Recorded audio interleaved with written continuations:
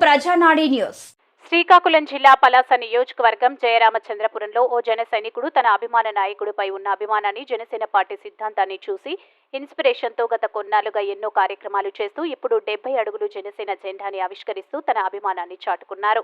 అట్టడా వాసుదేవ్ ఈ కార్యక్రమానికి మాజీ మంత్రి పడాల అరుణ, జనసేన పార్టీ నాయకురాలు పాలవలస అశ్విని, పలాస తెలుగుదేశం నియోజకవర్గ ఇన్ఛార్జ్ గౌతు శిరీష మరియు జిల్లా నలుమూలల నుంచి జనసేన పార్టీ నియోజకవర్గ ఇన్ఛార్జీలు, జన సైనికులు, తెలుగుదేశం పార్టీ కార్యకర్తలు పాల్గొన్నారు.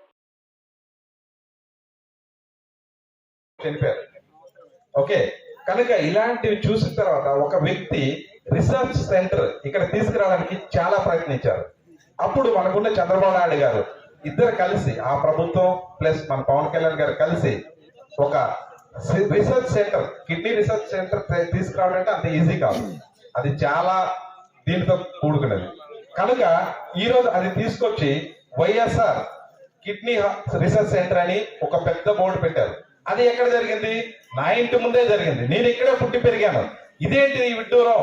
ఓకే, దీనికి ఆపోజిట్ గా మనం ఏం చేయాలి? అది మన రీసెర్చ్ సెంటర్ తీసుకొచ్చింది పవన్ కళ్యాణ్ గారు, చంద్రబాబు నాయుడు గారు. దాని ఆపోజిట్ లో ఏముండాలి? దానికి మించింది ఉండాలి. కనుక ఆ సింపుల్ గా ఏంటంటే ఈ రోజు జనసేన జెండా ఇక్కడ పెట్టించాను.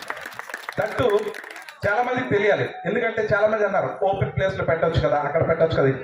మన సీఎం ఫస్ట్ సీఎం ఆఫీస్కి వెళ్ళాక ప్రజా వేదికే కూల్చేశాడు.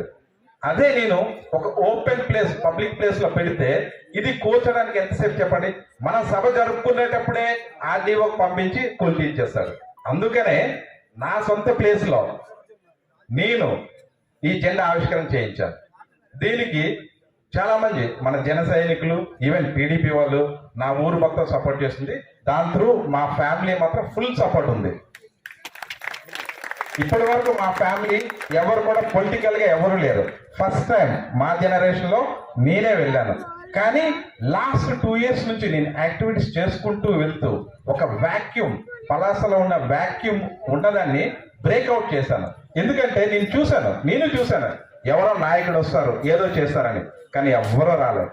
చాలా మంది social media, Facebook, WhatsApp video వీటన్నిటిలో చేస్తున్నారు, కానీ రియల్ గా గ్రౌండ్ వర్క్ ఎవరు చేయట్లేదు. ఓకే, మనం ఎక్కడో ఒకరు స్టార్ట్ చేయాలి, ఎలా స్టార్ట్ చేయాలని చెప్పి లాస్ట్ 2 years బిఫోర్ నేను ఒక చిన్న సమావేశం పెట్టాను.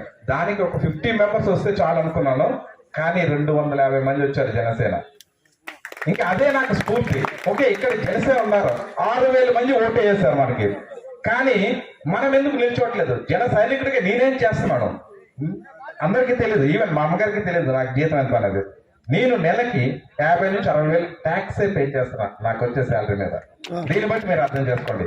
కనుక ప్రజలారా అందరూ తెలుసుకోండి, మీ ఇంటికి వచ్చే పెన్షన్ మన ఊరు నుంచి మాలాంటి వాళ్ళు కొన్ని లక్షల కోట్ల మంది ట్యాక్స్ కడితే ఆ డబ్బుని పెన్షన్ రూపంలో కానీ, రేషన్ రూపంలో కానీ, మిగతా అన్ని రూపాల్లో కానీ గవర్నమెంట్ ఇస్తుంది. ఎవరు అబ్బసబ్బు కాదు ఇది. మీలో కూడా చాలా మంది మీ కరెంట్ బిల్, ఈవెన్ మీ మొబైల్ రీఛార్జ్ ట్యాక్స్ పే చేస్తున్నారు.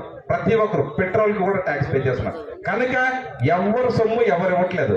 మనం ఈసారి ఏంటంటే జాగ్రత్తగా డబ్బులకి అమ్ముడుపోకుండా డెఫినెట్ గా టీడీపీ, జనసేన కలిపి పార్టీ ఫామ్ అవ్వాలి. మనం స్టేట్ లెవెల్లో కానీ మన ఊర్లో కానీ గ్యారంటీగా కలిసికట్టుగా మన ప్రభుత్వం వచ్చేటట్టు మనందరం కలిసి అయితే టీడీపీకి లేదా జనసేనకి మనం ఓటు వేసి గెలిపించాలని నేను అందరికీ కోరుకుంటున్నాను.